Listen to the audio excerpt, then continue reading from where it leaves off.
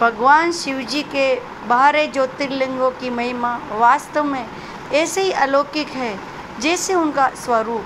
शंकर, शिव शंकर, महेश, भगवान महेश आदि अनेक नामों से भगवान शिव जाने जाते हैं। शिव स्थान इस प्रकार वर्णित है। 12 ज्योतिर्लिंग। यद्यपि पृथ्वी में विद्यमान लिंग असंख्य है, तथापि प्रधान ज्योतिर्लिंग 12 अथवा 12 है। सौराष्ट्र में सोमनाथ, श्रीशैल में मल्लिकार्जुन, उज्जैन में महाकाल, विंध्य प्रदेश में ओंकारेश्वर, हिमालय में केदार, डाकिनी में भीमाशंकर, वाराणसी में विश्वेश, गोमती तट पर त्र्यंबकम, चिंता भूमि में वैद्यनाथ, अयोध्या के दारुक वन में नागेश, सेतुबंध में रामेश और देव सरोवर में घुश्मेश। प्रातःकाल उठकर इन 12 ज्योतिर्लिंगों का स्मरण वाचन करने से आवागमन के चक्र से मुक्ति मिल जाती है। इन लिंगों की पूजा से सभी वर्णों के लोगों की मनोकामना पूरी होती है तथा उनके दुखों का नाश होता है। इन लिंगों पर चढ़ा नैवेद्य भक्षण करने से सभी पाप दुर्भाग्य क्षण में ही भस्म हो जाते हैं। इन शुभंकर शंकर ज्योतिर्मय शिव स्थानों के दर्शन इस प्रकार होते हैं।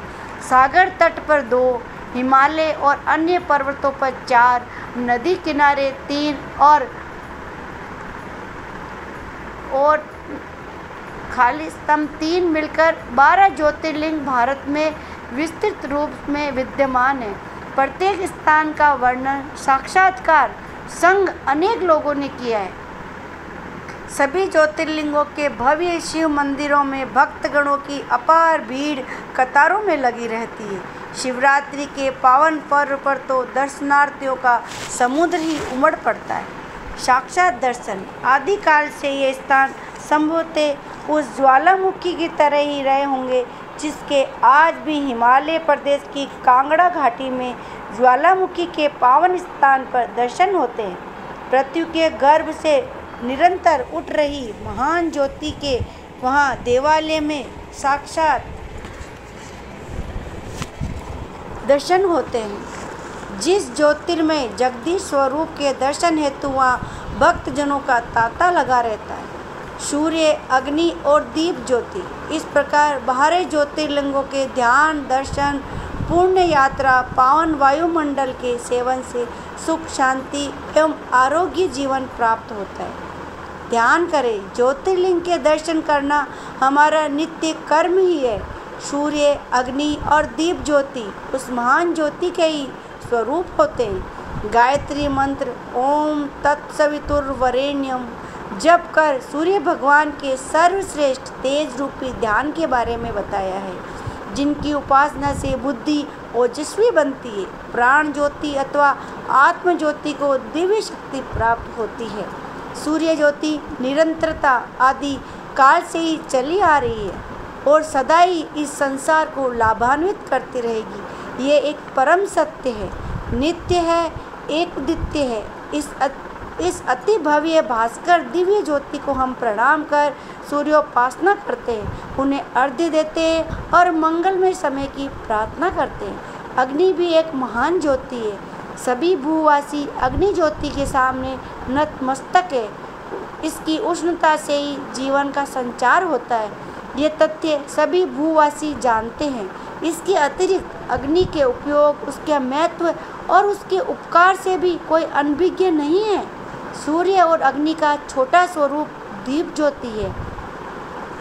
दीप ज्योति के महत्व को हम भली भांति जानते हैं। हम उस दीप की पूजा करते हैं, दीपोत्सव मनाते हैं। स्वागत समारोह, मंगल कार्य आदि में दीप ज्योति को अग्रकर्म से पूजा करते हैं। इस ज्योति से हमारा और औरों का अंधकार नष्ट हो जाता है और स्वधर्म सूर्य का दर्शन करके मनोकामनाएं पूर्ण होती है। इस तरह की महान ज्योति को हम प्रणाम करते हैं।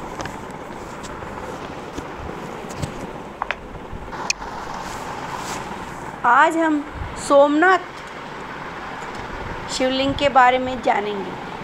गुजरात प्रदेश के सौराष्ट्र भूभाग के वेरावल जनपद के प्रभास ग्राम में स्थित है। संसार भर में प्रसिद्ध सोमनाथ शिवालय, जिसे श्रीमद् आज्ञ शंकराचार्य ने यूँ महिमा मंडित किया है। जय सोमनाथ और ओम नमः शिवाय, ओम नमः शिवाय के जय घोष के संग सोमनाथ परिसर में यात्रियों का आवागमन सदैव बना रहता है और मंदिर के घंटानाद से भी ओम नमः शिवाय का मंगलमय स्वर ही निकलता प्रतीत होता है।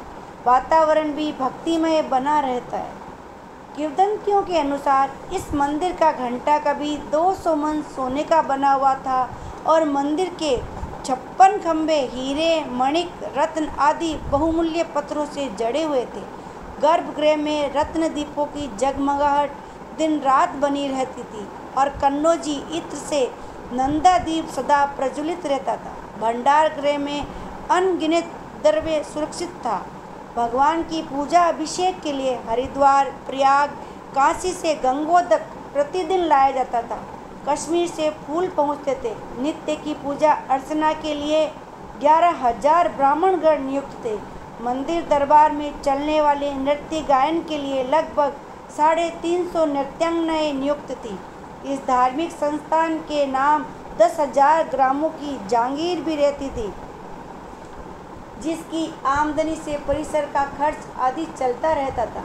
श्री शिव शंकर महादेव के 12 ज्योतिर्लिंगों में से सोमनाथ को आद्य ज्योतिर्लिंग माना जाता है। ये स्वयंभू देव स्थान होने के कारण और सदा जागृत होने के कारण लाखों भक्तगण यहाँ आकर पवित्र पावन मन और शुद्ध बुद्धि प्राप्त करते चले आ रहे हैं। कभी भक्तगणों द्वारा समर्पित करोड़ों रुपयों का चढ़ावा देव स्थान के भंडार को भरपूर रखता था। साथ ही अग्नि पूजक विदेशी व्यापारी लोग अपने लाभ में से कुछ राशि इस पवित्र देव स्थान के भंडार को समर्पित कर पुण्य के भागी तो बनते ही थे, भंडार की संपत्ति में भी वृद्धि करते थे। प्रभास क्षेत्र सोमनाथ का ये शिव तीर्थ, अग्नि तीर्थ और सूर्य तीर्थ के सर्वप्रथम साधक चंद्रमा थे। उन्हीं के द्वारा भगवान शिव शंकर के आदि ज्योतिर्लिंग की स्थापना कर पूजा अर्चना की गई थी। स्कंद पुराण के प्रवास खंड में उनकी कथा का संदर्भ मिलता है। कथा इस प्रकार है। चंद्रमा ने दक्ष की 27 पुत्रियों से विवाह करके एकमात्र रोहिणी में इतनी आसक्ति और अनुराग दिखाया कि अन्य 26 अपने को उपेक्षित और अपमानित अनुभव करने लगी। उन्होंने अपने पति से निराश होकर अपने पिता से शिकायत की तो पुत्रियों की वेदना से पीड़ित दक्ष ने अपने दामाद चंद्रमा को 2 बार समझाने का प्रयास किया, परंतु समझाने में सफल नहीं हो पाने पर उसने चंद्रमा को क्षयी होने का शाप दे दिया। देवता लोग चंद्रमा की व्यथा से व्यथित होकर ब्रह्मा जी के पास जाकर उनसे शाप निवारण का उपाय पूछने लगे। ब्रह्मा जी ने प्रभास क्षेत्र में महामृत्युंजय से वर्ण ध्वज शंकर की उपासना करना एकमात्र उपाय बताया। चंद्रमा के 6 मास तक पूजा करने पर शंकर जी प्रकट हुए और उन्होंने चंद्रमा को एक पक्ष में प्रतिदिन उसकी एक एक कला नष्ट होने और दूसरे पक्ष में प्रतिदिन बढ़ने का वर दिया। देवताओं पर प्रसन्न होकर उस क्षेत्र की महिमा बढ़ाने के लिए और चंद्रमा के यश के लिए सोमेश्वर नाम से शिवजी यहाँ अवस्थित हो गए। देवताओं ने उस स्थान पर सोमेश्वर कुंड की स्थापना की। उस कुंड में स्नान करके सोमेश्वर ज्योतिर्लिंग के दर्शन पूजा से सब पापों से निस्तार और मुक्ति प्राप्त की जाती है। सोमेश्वर से सोम चंद्रमा की ही पहचान का नाम बना, इसलिए ये ज्योतिर्लिंग सोमनाथ के नाम से प्रसिद्ध हुआ। अतः इस स्थान को प्रभास पट्टन के नाम से भी जाना जाता है। समय उपरांत रावण ने रूपा का, कृष्ण भगवान ने चंदन का, इस तरह श्री सोमनाथ के मंदिर बांधे। सोटी सोमनाथ के परिसर में फैले अनेक पौराणिक स्थान हैं। श्री सोमनाथ के इस वैभव संपन्न पवित्र स्थान पर मुसलमानों के अनेक बार हमले हुए। 722 ईसा में सिंध के सूबेदार जूनामद के प्रथम आक्रमण करके अनगिनत खजाना लूटा था। गजनबी द्वारा चुंबकीय चमत्कार के कौशल्य से बीच वायु में ही रुकी हुई सोमनाथ की भव्य मूर्ति महमूद गजनबी ने शुक्रवार दिनांक 11 मई 1025 ईसा में प्रातः 6:46 को तोड़ डाली। इसी दिन उसने 8 करोड़ का खजाना लूटा और निज शहर गजनी को लौटने के लिए कूच कर लिया। खिलजी द्वारा 1783 ईसा में अलाउद्दीन खिलजी ने अपने सरदार अल्ताफ खान के सोटी सोमनाथ भेजकर मंदिर को तोड़ा फोड़ा। 1479 में महमूद बेगड़ा, 1503 में दूसरे मुजफ्फर शाह ने और धर्मांध औरंगजेब ने 1701 में सोमनाथ का मंदिर भ्रष्ट किया, तोड़ फोड़ की, कईयों का खून हुआ और संपत्ति लूटी और कईयों को बंदी बना दिल्ली पहुंचा दिया। 1703 ईसा में शिव भक्त साध्वी अहिल्या देवी होलकर ने सोमनाथ का नया मंदिर निर्माण कराया। भारत की आज़ादी के बाद गुजरात के महान शेर सपूत सरदार वल्लभ भाई पटेल ने महाराष्ट्र के काका साहब गाडलिक जी की सलाह से श्री सोमनाथ मंदिर का जीर्णोद्धार किया। भारतीय शिल्पकला की सर्वांगीय सुंदरता के इस बेजोड़ नमूने ने विश्व का ध्यान अपनी ओर आकर्षित किया।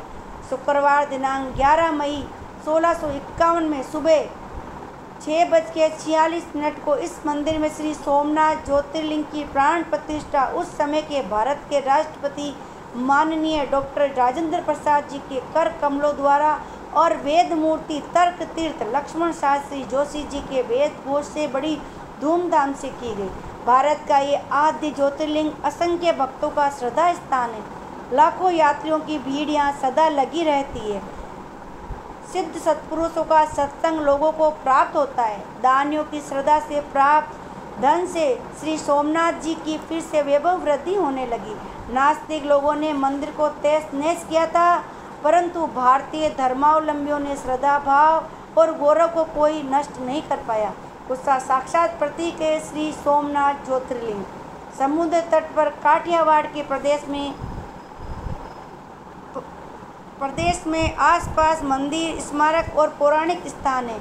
उसमें मूर्ति नहीं है, परंतु मंदिर की प्राचीन शिल्पकला की अनुपम उत्कृष्टता मंदिर के भग्नावशेष पर दृष्टि डालने से मालूम होते हैं। यहाँ भद्रकाली मंदिर अति प्राचीन है।